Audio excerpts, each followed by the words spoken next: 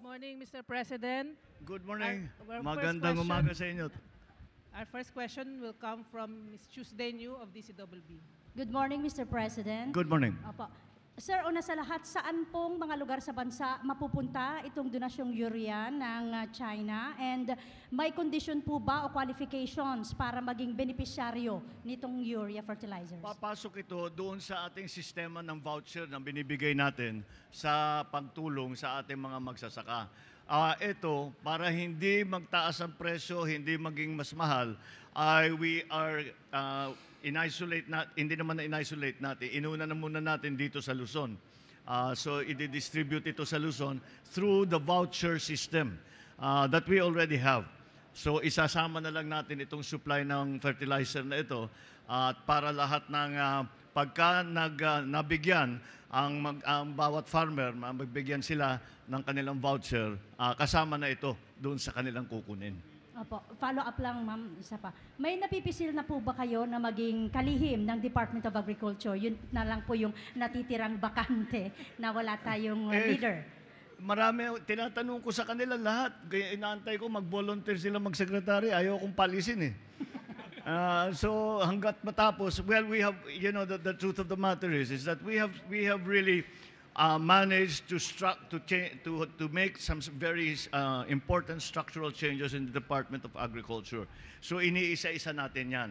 The problem was during the beginning of this year, ay naging crisis lahat ng food supply, food prices, lahat, fertilizer prices, etc. Kaya napakalaking bagay nitong donation na ginawa na binigay sa atin ng China. At yun, we were just trying to put up emergency measures para naman mabigyan natin ng konting tulong at suporta ang ating mga magsasaka. Ngayon, more or less the prices of the agricultural commodities are beginning. They are not yet stabilized, are beginning to stabilize. Now we are going to make the structural changes that are important to increase production, number one, to ensure the food supply of the Philippines, not only rice, but also corn, also fisheries, also livestock.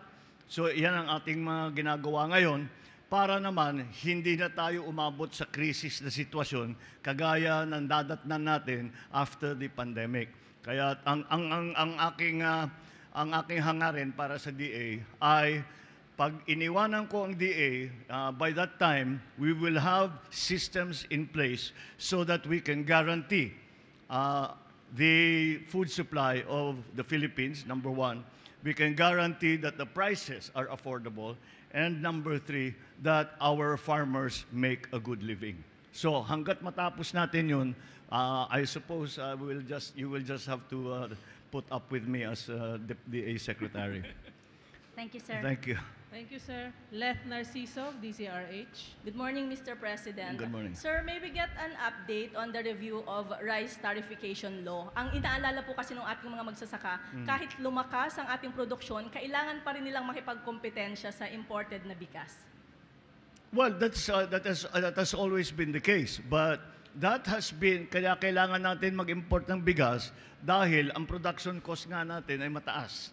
Kaya ang presyo ng bigas dito sa Pilipinas ay ginagawa natin pagka nagkukulang, nag-i-import tayo. Kaya we always have to compete. Hindi natin maiiwasan mag-compete. Gumawa tayo na we just approved and rolled out the plan for the export industries in the Philippines yesterday. And that is something that we really have to be able to take advantage of. Kasi sinasabi natin may RCEP, sinasabi natin may ASEAN, meron tayo mga free trade agreements. Okay, maganda yan. Nabuksan ang merkado, both for our markets, both for our products to markets, but also as supply for our importation. So bababa ang tariff ng mga iba't ibang produkto pag nag-import. Ngunit mababawi naman natin yan sa export. So we have to learn to compete. Kaya't bukas ang merkado na yan, hindi lang ibig sabihin dahil nabuksan na yan, lahat ng export natin kukunin. We have to continue to compete. Pero hindi natin maiwasan yun. Ganyan ang mundo ngayon. We are a global economy, and we have to compete in the global economy, and that is why our agriculture has to be brought to a level where we can say it is world-class and can compete with all the agricultural producers around the world, especially in our region. Thank you, Mr. President. Ms. Wang Shengsheng of CCTV. Morning, Mr. President. Good morning. I would like to know from you, so what's your expectation about the agriculture cooperation between China and the Philippines? It's very, very promising. As I mentioned in my remarks during the program, it turns out that the priority that we put here in the Philippines on agriculture, the Chinese government, as it was explained to me by President Xi when I went to visit him last January, was the same. That their outlook, that their priorities are the same.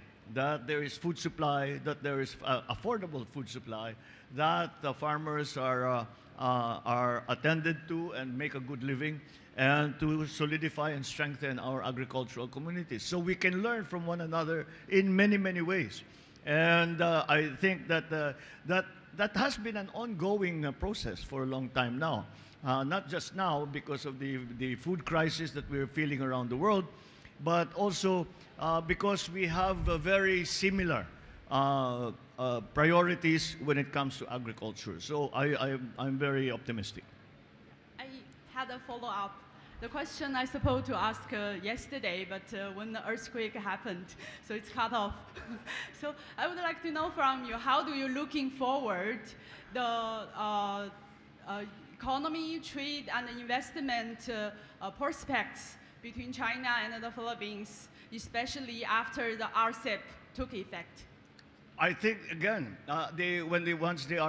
since the RCEP has now taken effect, it's clear that the volumes should increase, and so we look again. I am very optimistic that the trade between our two countries, China and the Philippines, not only in agriculture, but in other aspects as well. I cannot see it lessening. I can only see it growing.